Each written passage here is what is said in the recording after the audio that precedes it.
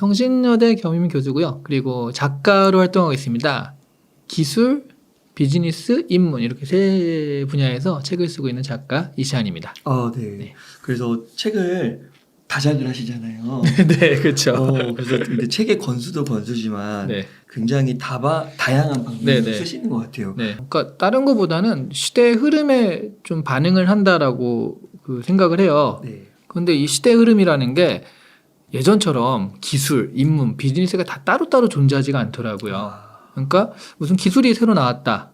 예를 들어 챗GPT 같은 게 새로 나왔다. 그러면 순식간에 이 사회가 바뀝니다. 일하는 방식이 바뀌고 일하는 방식이 바뀌니까 사람들이 생각하는 것도 달라지고 그렇죠. 그러면서 그 뭔가 변화가 있을 때 경제적인 기회가 있는 거거든요. 네.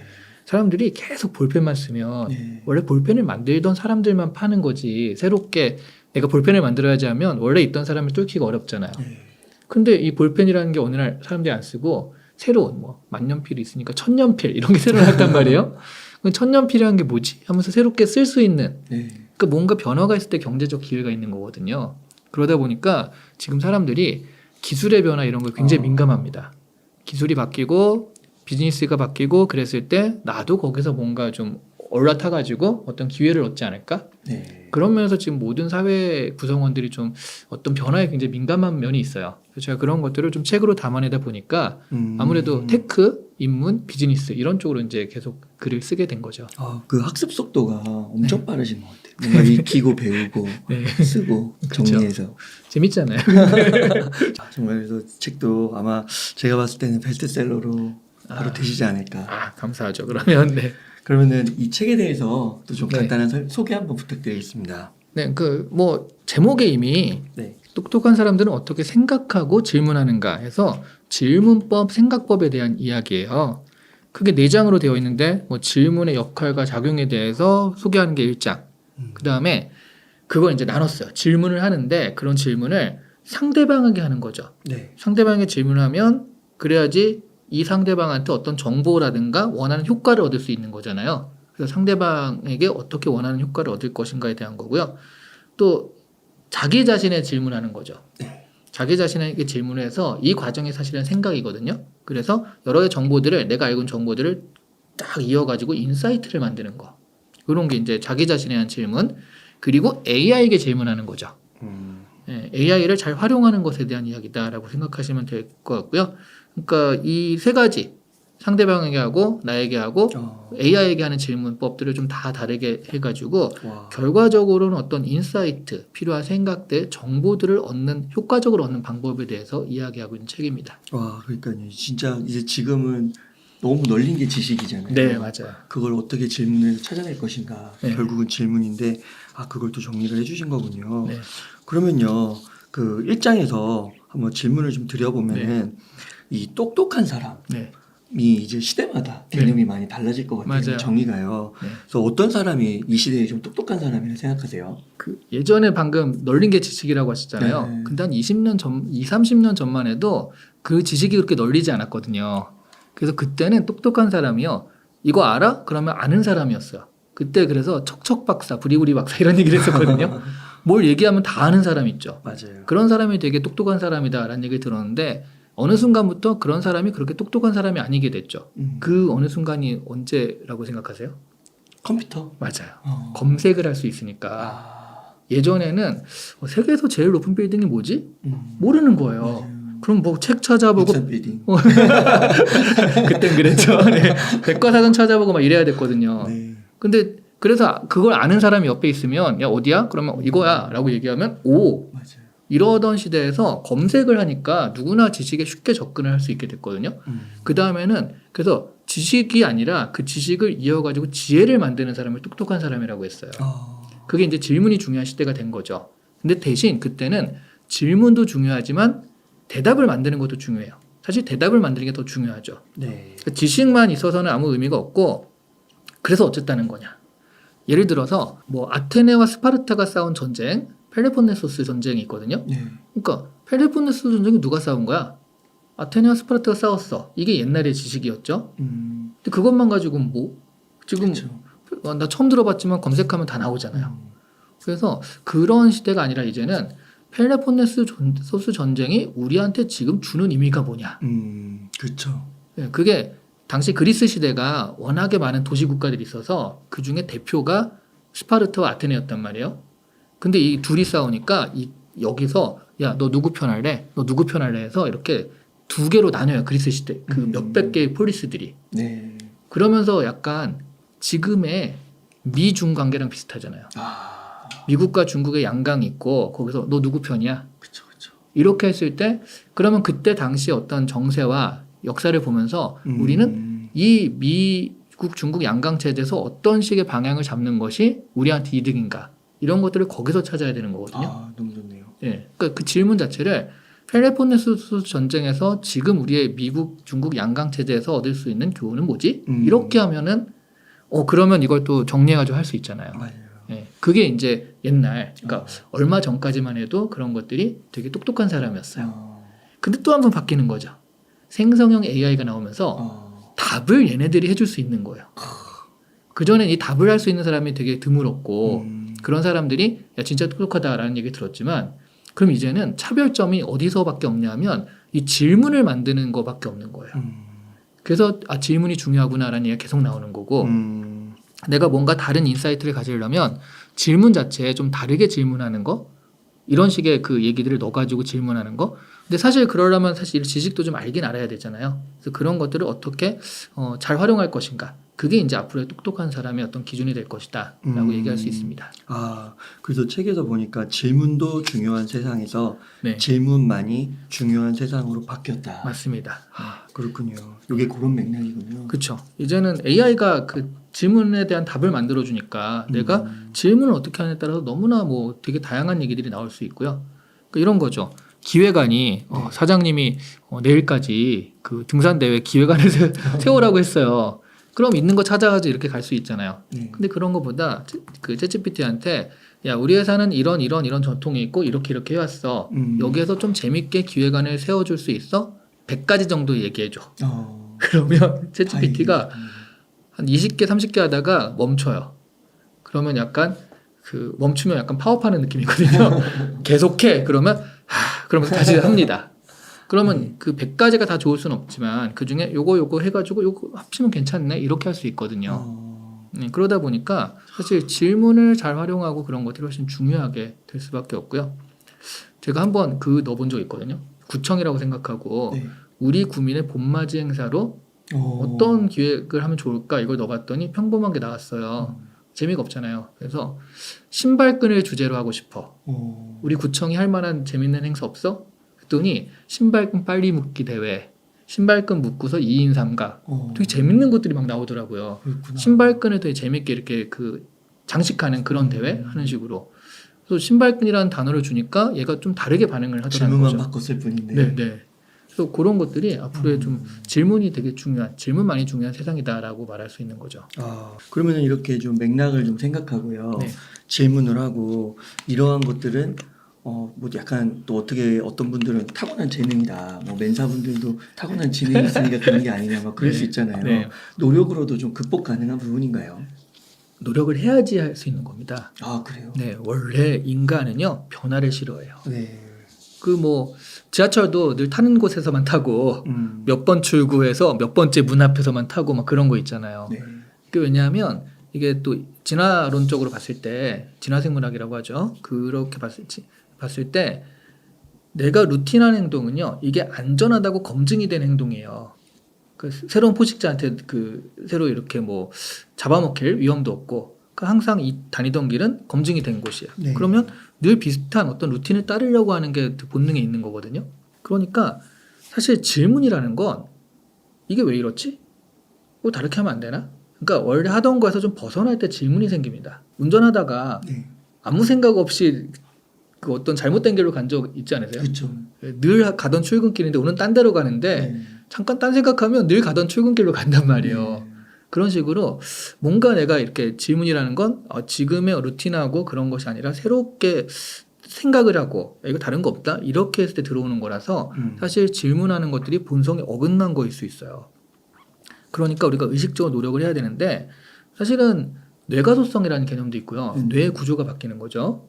그리고 그거 아세요? 뇌 구조가 이건 좀 좌절스럽지만 그 언어에 대한 뇌 구조는 한 5살, 6살, 7살 이전에 끝난대요. 그래요. 네. 그래서 그때 바이랭귀얼 두 언어를 들으면 거기에 맞춰서 뇌가 세팅이 되기 때문에 발음을 들어도 야, 한국 사람이야 뭐 미국 사람이 이렇게 헷갈리는데 한 10살 이후면 이게 세팅이 다 끝나서요. 그렇구나. 발음을 해도 한국 사람이네 알 수 있는 네. 그 언어에 대해서는 그렇다고 하더라고요. 네. 근데 뇌도 그렇게 좀 바뀌거든요. 어떤 내가 생각하고 질문하는 것에 대해서 심지어 유전자도 후성 유전자라고 해서 유전자 DNA도 바뀐다는 얘기가 있어요. 그러니까 저희가 이런 것들을 좀 버릇화하고 습관화하면 적어도 어떤 부분에서는 이런 것들을 좀 바꿀 수 있다. 질문 같은 것들을 전혀 생각 안 했는데 오히려 그런 것들을 하는 그런 습관으로 바꿀 수 있다라고 말할 수 있는 거죠. 네, 노력이 필요하다. 네. 또 그런 분들을 책에서 더 자세하게 서술해 주셨고요. 네. 그럼 2장으로 한번 넘어가 봐서 네. 2장은 이제 상대에게 원하는 것을 얻게 되는 질문의 기술입니다. 네. 그래서 흥미로운 게 또 소크라테스의 질문과 오은영 선생님의 질문을 비교하는 이야기를 하셨어요. 네. 이게 좀 다른 게 있는 건가요? 일단 소크라테스의 질문은 흔히들 이제 대화법이라고 하잖아요. 근데 어떤 거냐면 자기가 있어요. 뭐 폴리스 같은 데 놀고 있단 말이에요. 그럼 누가 와가지고 이제 시비를 겁니다. 네. 이건 뭐 아세요? 그러면 소크라테스가 그거에 대해서 설명을 좀 해보게. 이건 이겁니다. 그럼 그 A라는 개념이 이해가 안 되는데 비슷한 게 뭐지? 그럼 B라는 개념이에요. 근데 B라는 개념이랑 비슷한 게 뭐야? C라는 개념이에요. 근데 A와 C는 지금 모순되지 않아? 그러네? 제 길. 이러면서 가는 거거든요. 네. 그러면서 나는 내가 알던 게 올바른 게 아니었구나를 아는 너 자신을 알라 이런 얘기들이 나오는 거예요. 네. 근데 만약 이 소크라테스 입장에서는 그래서 이제 이 사람의 무지를 깨우쳐주고 알에 대해서 이제 알려줬다라고 생각하지만 그 당하는 사람 입장에서 어떨 것 같아요? 되게 소피스트들 어디 가서 한 말 한다라고 하는 사람들이 가가지고 이렇게 개무시당하고 그렇죠. 뭔가 창피하고 부끄럽고. 그러니까 이게 논리적이긴 한데 상대방의 감정이나 이런 부분을 전혀 생각하지 않은 말하기예요. 그러다 보니까 소크라테스가 원한이 많이 쌓였어요. 소크라테스가 결국 사형당하잖아요. 그러네요. 고발당해서 사형당하는데 소크라테스를 구하자고 하는 사람이 아무도 없었다는 거죠. 잘 됐어 저 자식 이렇게 된 거예요. 그러니까 이 논리적인 건 확실한데 이 논리적 질문에는 말하자면 제가 아까 얘기했던 어떤 맥락, 상황 논리적이긴 하지만 지금 이걸 논리적으로 파고들었을 때 부부싸움 하다가 논리적으로만 따지면 결국 큰 싸움 나잖아요. 그렇죠. 그러니까 아니지만 논리적이지 않지만 내가 잘못했어 라고 해주는 어떤 감정적인 그런 부분들을 고려를 전혀 안 한 거죠. 근데 오은영 선생님의 말 질문은 그걸 보면 그런 부분들이 꽤 많아요. 그러니까 일단 그냥 질문하는 게 아니라 무슨 비디오를 한참 같이 봅니다. 실제로 오은영의 컨설팅에 가도요. 아이를 관찰하는 시간이 꼭 있다고 그래요. 보면서 그걸 보고 그리고 핵심적인 얘기들을 좀 감성적인 질문. 이런 면에서 힘드셨겠어요. 이런 식으로 담아내는 거예요. 느낌 완전 다른데요. 네. 그러니까 이런 면에서라고 이거는 되게 날카로운데 힘드셨겠다 그것 때문에 이것 때문에 이해가 안 되셨을 것 같은데 사실 이것 때문입니다 라고 얘기하니까 엄마들이 그렇죠. 네, 내 마음을 알아주는구나 그런 것들이 약간 그런 감성적인 것과 같이 가니까 훨씬 좋더라고요. 그래서 소크라테스의 질문보다는 오은영의 질문이 그러니까 뭐 그 어떤 지적인 그런 걸 비교할 수는 없죠. 다만 우리가 논리적인과 논리와 감성이 섞였다라고 했을 땐 감성적인 질문이 같이 들어간 게 좋겠다라고 말씀을 드리는 거죠. 그렇군요. 그러면은 또 두 번째 질문은 네. 잘 모르는 상대방에게 좋은 첫인상을 때려박는 방법. 아무래도 뱃살을 노리고 쓰다 보니까 제목들이 좀 그런데요. 네. 이런 거죠. 그러니까 그 누구라도요 칭찬을 너무 좋아해요. 아니에요라고 해도 그 그렇죠. 칭찬을 받은 것과 아닌 건 차이가 있습니다. 그래서요 상대방에 대한 인정을 하면은 사실은 처음 보는 사람이라도 굉장히 좀 우호적이 됩니다. 그 상대방에 대한 어떤 관심 같은 것들, 뭐 그 머리를 어디서 하셨어요? 굉장히 잘 너무 예쁜데요? 라든가 이런 것들이 별거 아닌 것 같은데 어쨌든 칭찬을 받은 거잖아요. 이런 식의 그러니까 그리고 이 사람에 대해서 내가 뭐 사업적으로 알면은 저번에 프로젝트 진행하신 거 정말 제가 너무 좋게 봤어요. 뭐 이런 식으로 그 부분들을 성취를 좀 알아주면 굉장히 좋아하시거든요. 아니면 상대방한테 잘 모르면 그러니까 상대방의 의견을 묻는 질문. 저는 이렇게 생각하는데 어떻게 생각하시나요? 라고 했을 때 이 누구라도 이렇게 말하기를 좀 좋아해요. 자기 생각을. 근데 이제 나서서 안 말하는 사람한테 어떻게 생각하시네요? 라고 얘기하면 또 얘기를 하거든요. 네. 그런 식으로 했을 때는 되게 그 이미지가 좋아질 수밖에 없죠. 네. 한 가지 제가 아시는 분이 좀 기술인데 그 상대방한테 호감을 할 때 인터뷰 하시는 분인데요. 인터뷰 이제 많이 하시는 분인데 그러니까 질문을 받았는데 생각이 잘 안 날 때가 있잖아요. 근데 인터뷰 많이 하시는 분은 한 1초, 2초만 있어도 팍팍 생각이 됩니다. 바로 안 나올 뿐이에요. 네. 그래서 1초, 2초를 버는 방법이 있다고 그러더라고요. 그게 뭐냐면 질문하잖아요. 아, 네, 참 좋은 질문 주셨습니다. 이렇게 이 사람을 칭찬한대요. 네. 그러면 질문한 사람도 내가 좋은 질문인가? 이러면서 으쓱하는 그 사이에 생각을 하는 거예요. 그 좋은 질문 주셨으면 그냥 이렇게 하는 거고. 근데 이것도 사실은 그러면서 인터뷰의 분위기도 되게 좋아지거든요. 그렇죠. 예, 그런 맞아요. 부분들이 이제 좀 좋은 인상을 받는 그런 방법이다라는 거죠. 책에 되게 디테일하고 네. 실용적인 그런 스킬 같은 것들도 많이 적혀 있네요. 네, 그렇게 좀 지향하고 썼습니다. 네. 그렇군요. 그러면 또 이번에는 신입사원이나 사회 초년생들이 네. 좀 가지면 좋은 질문의 필살기. 이건 제가 네. 성공한 경험담도 있어요. 네. 제가 가끔 쓰는데 한마디로 이제 어른한테 얘기하는 거거든요. 그러니까 나는 사회 초년생이니까 다 나보다 어른이란 말이에요. 그게 되게 좋은 게 질문의 특권이 나한테 있어요. 네. 내가 팀장에 대해서 팀원한테 이게 뭐야? 질문하면 좀 이 면이 안 선다 이렇게 생각을 하시는데 반대는 얼마든지 할 수 있잖아요. 그랬을 때 어른한테 조언을 구하는 질문을 하면 그렇게 좋아해요. 꼰대가 되면 안 돼라고 해서 너무 해주고 싶은 말이 많은데 이렇게 참고 계시는 분 많거든요. 그런 분한테 이건 어떻게 해야 되나요? 라고 하면 와! 근데 거기서 끝나는 게 아니에요. 그리고 나한테 관심을 가져요. 예를 들어서 제가 저는 이제 대학원 때, 그러니까 대학교 4학년 때 대학원에 가려고 생각을 했습니다. 그러니까 취업을 안 하고 있는 대학원에 가야겠다 생각을 했어요. 여름방학 때 우리 교수님을 찾아간 거죠. 가가지고 교수님한테, 교수님, 제가 대학원에 가려고 하는데, 이 서울대학원에 가는 게 나을까요? 아니면 여기 있는 게 나을까요? 이렇게 질문을 드렸어요. 그랬더니 교수님 대답은, 취업을 하면 안 되겠니? 뭐 이게 대답이었는데, 저는 대학원 가려고요. 그럼 어디가 나을겠어요? 라고 물어보니까, 네가 좀 그렇다면 서울대학원 가면 넌 6등분밖에 안 된다. 다른 대학원에서 왔기 때문에 이렇게 올라가다가 유리벽에 부딪힐 거다. 그래요. 그냥 여기 있어라. 네, 알겠습니다. 하고 딱 나왔거든요. 네. 저는 서울대학원 가려고 생각도 안 했어요. 그러니까 이게 뭐냐면 나는 대학원에 진학할 것이다라고 교수님한테 미리 살짝 통보를 한 겁니다. 그런데 교수님이 얘가 그렇구나라고 알아만 줘도 되는데 여기 와라라고 얘기를 한 거잖아요. 그럼 실제로 면접에서 봤을 때 자기가 그렇게 얘기해놓고 막 무시하진 않을 것이다. 약간 이런 생각이 있었어요. 예. 그러면서 이제 너 대학원 준비 잘 되니? 이렇게 물어봐 주시기도 하고. 이걸 제가 몰라서 물어본 게 아니거든요. 네. 근데 이렇게 어른한테 조언을 구하고 하는 식으로 딱 했을 때 이 어른들이 오히려 더 챙겨주고 그리고 또 자기가 뭐 할 수 있는 거 있으면 야 이것도 좀 해봐라고 이렇게 하시기도 하거든요. 네. 이런 부분들이 저는 사실은 종종 많이 좀 활용을 했었어요. 예. 너무 좋은데요. 네. 그 다음에 또 궁금한 게 상대방이 원하는 것을 아는 방법이 있다고요? 네네. 근데 이거는 말하자면 그러니까 이 사람이 나한테 어떤 호감이 있나 없나 그런 것들 물론 제일 중요한 건 말해서 그걸 느끼면 됩니다. 네.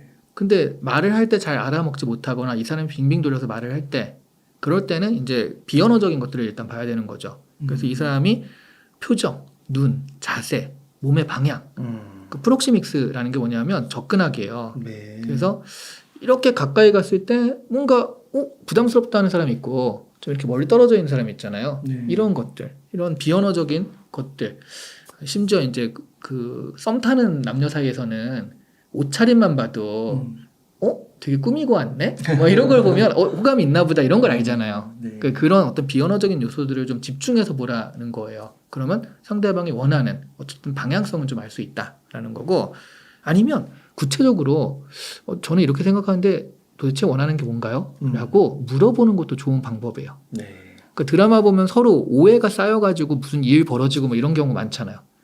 그때 항상 물어만 봐도 되는 거 왜 저렇게 돌아가지? 저게 2회 분량이나 나올 그게 아닌데 음. 그런 게 많은데 실제로 좀 이런 건 어때요? 라고 물어보는 게 좋고요.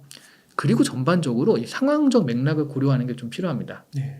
저 질문을 왜 저렇게 할까? 그 예전에 서강대에서 강연을 했었는데 그때 되게 컸어요. 400명 정도 되는 강연이었는데 한 친구가 질문해서 다 끝나고 질문했는데 교수님 제가 대학교 4학년인데 지금 여름방학에 유럽 여행을 갈까 아니면 취업 준비를 할까 고민 중입니다. 어떻게 하면 좋을까요? 어떨 것 같으세요? 이 학생이 그 얘기를 한 이유가 뭐일 것 같으세요? 가고 싶은 거 아니에요? 그러니까 400명이나 되는 애 앞에서 굳이 그런 얘기를 한 거는 어. 너무 가고 싶은데 이 가도 되나? 이런 거거든요. 네. 근데 이 정도 할 정도면 이미 가려고 마음은 먹은 친구입니다. 그러네요. 파악이 되네요. 네. 그럼 여기서 야 너 가면 안 돼. 취업을 해라고 조언하는 건 나쁜 사람이에요. 그럼 이 사람이 왜 나한테 질문했을까? 이 많은 앞에서 근거를 얻으려는 거예요. 그러니까 교수님이 그렇게 해줬다. 그럼 거기에 대한 얘기를 해줘야 되잖아요. 그래서 가세요. 지금 가고 싶어하는 것 같으니까 가시는데 제가 꼭 근거를 얘기하려면 이런 겁니다.라고 근거를 얘기해 준 게 나중에 유럽 여행은 직장인 돼서 갈 수는 있거든요. 근데 직장인 돼서 가려면 시간이 없어요. 학생 때 가려면 돈이 없어요. 그런데 돈은 꿀 수 있어요. 엄마한테 꿀 수도 있고, 근데 시간은 꿀 수가 없습니다. 그러니까 둘 중에 하나 모자라게 돼 있다. 그 둘 다 넘치진 않을 거다, 네 인생에. 그렇다면 그걸 내가 좀 다 빌려서라도 할 수 있는 이게 사실은 네가 지금 할 수 있는 일이지 시간을 빌릴 수가 없기 때문에 이때는 마음만 이제 절대 못 할 수 있다. 그러니까 지금 하는 게 오히려 나을 것이다. 이렇게 얘기를 하니까 드디어 원하는 답을 얻었다. 이런 느낌으로 이제 탁 가더라고요. 이게 사실은 어떤 그 상대방이 원하는 것이 그 상황 안에도 이미 들어있다는 거예요. 그러네요. 네. 그 다음에 막 책에 보니까 네. 또 상대방의 대화까지 설계하는 대화의 패턴 설계법 네. 이런 것도 나오는데 근데 갑자기 더 눈에 들어오는 제목 하나가 네. 대화의 흐름을 순식간에 반전시키는 방법이 그렇죠, 있더라고요. 네. 이건 뭐예요? 대화의 흐름을 반전시키려면 제일 먼저 첫째는 제가 계속 강조하는데 대화의 흐름을 알아야 돼요. 그 대화의 흐름 자체를 모르면 반전도 아니죠. 그러니까 일단 그렇죠. 전체 맥락과 흐름을 확실하게 이해하는 데가 첫 번째입니다. 그랬을 때 사실 이게 지금 나한테 좀 곤란한 거거든요. 그러니까 이제 반전시키려고 하는 거잖아요. 그때 일단 논점 일탈하기가 있어요. 엉뚱한 얘기를 하는 거죠. 예를 들어 지금 이 사람이 그러니까 변호사가 이 의사가 의료사고를 냈단 말이에요. 의료사고를 냈으니까 이 사람이 그것 때문에 죄가 있나 없나를 따지는데 사실 우리나라 의사들은 하루에 몇 시간씩 근무를 하고 되게 좀 힘들게 이렇게 할 수밖에 없다. 그러니까 이건 의료 수가의 문제로서 이렇게 그러니까 너무 과하게 일하게 하는 이런 조직적인 문제지 이 사람의 잘못이라고 할 수 없다. 이런 식으로 그 어떤 변호를 하게 되면 논점 일탈이거든요. 네. 이 사람이 의료 과실이 있냐 없냐를 따지는 자리에서 우리나라 의료 구조를 따지고 들고 있잖아요. 네. 근데 얼핏 들으면 그럴듯하거든요. 네. 이런 것들이 논점 일탈인 거고, 그러니까 아니면은 메타인지로 그러니까 이 질문에 대해서 야, 이 질문이 맞는 거야? 이 상황에서 이게 맞는 거야라고 해서 질문 자체를 좀 이렇게 딱 튕겨버리는 그런 방법도 있고요. 아니면 또 처음에 출판사에서 이런 얘기를 해달라고 그러더라고요. 그러니까 갑과 을이 있을 때 순식간에 갑과 을이 바뀌는 방법이 없냐? 대화로. 어디서 그런 게, 아니, 이런 게 어딨어? 라고 했는데, 하나 정도는 있더라고요. 그게 뭐냐면, 우리가 이런 거 필요하니까, 그래서, 내일까지 이런 거 좀 해주세요. 라고, 좀 부당하게 이렇게 딱 어떤 지시가 내려올 수 있잖아요. 갑의 회사에서 의뢰회사한테. 네. 그랬을 때, 이거를, 그럼 지금 저희한테 노동법을 위반하고 하루에 12시간씩 근무해서 이렇게 하시라는 말씀인 거죠? 싸우자는 거죠. 라고 문제를 재정의하는 거죠. 네. 그러니까 지금 이게 언제까지 해라가 아니라 노동법을 위반하는 문제 아닌가요? 이런 식으로 문제를 재정의했을 때 거기서는 그래 라고 할 수는 없죠. 그렇죠. 대신 이렇게 하면 다음에 일은 못 받습니다. 그리고 맥락에 따라서 여기 어차피 해봤자 다음에 이제 같이 할 때가 아니다 생각하면 이렇게 하셔도 좋고요. 네. 그러니까 이런 것들이 이제 그 어떤 그 문제를 재정의하기인데 제일 좋은 거는 유머인 것 같아요. 그러니까 분위기 좋게 빠져나오는 거죠. 그 링컨의 되게 유명한 일화 아세요? 아니요. 선거를 할 때 링컨은 이중인격자다라는 비난을 받았어요. 네. 그러니까 그거를 이중인격자를 얼굴이 두 개인 사람이다, 투페이스다 이렇게 비난을 받은 거예요. 네. 그때 링컨이 생각해 보세요. 제가 만약 얼굴이 두 개 있다면 왜 하필 오늘 이렇게 못생긴 얼굴을 들고 나왔겠습니까? 사람들 다 웃고 막 대인배 이렇게 넘어갔거든요. 근데 사실은 이 비난의 핵심은 너는 이중인격이다. 너는 두 생활하고 있다라고 지금 물어봤으니까 거기에 대한 답을 하는 게 맞아요. 그런 이유는 이렇게 아니다라고 해야 되는데 맞네요. 거기에 대한 답은 전혀 안 하고 그냥 웃으면서 넘어간 거예요. 음. 이런 것들이 이제 그 흐름을 반전시키는 거고요. 이게 힘들다. 그러면 나가시면 돼요. 진짜. 네. 회의할 때 나가면 되거든요. 음. 그 방법이 뭔 것 같으세요? 화장실? 저 화장실 좀 갔다 오겠습니다라든가 담배나 좀 피고 합시다. 커피나 좀 마시고 합시다. 요 한마디로 지금까지 했던 게 싹 그 프레시 되거든요. 그러면서 나한테 뭔가 어려운 또 싹 빠져나가거든요. 야, 그렇군요. 그런 것들을 좀 잘 활용하시면 대화의 흐름을 순식간에 반전시킬 수 있죠. 야, 이거 듣다 보니까 너무 빨려드네요. 그책 제목이 네. 이게 똑똑한 사람은 어떻게 생각하고 질문하는 거잖아요. 네네. 이게 맥락을 듣고 설명을 듣다 보니까 책 제목 너무 잘 지으신 것 같아요. 그래요? 네. 다행입니다. 아, 그렇구나.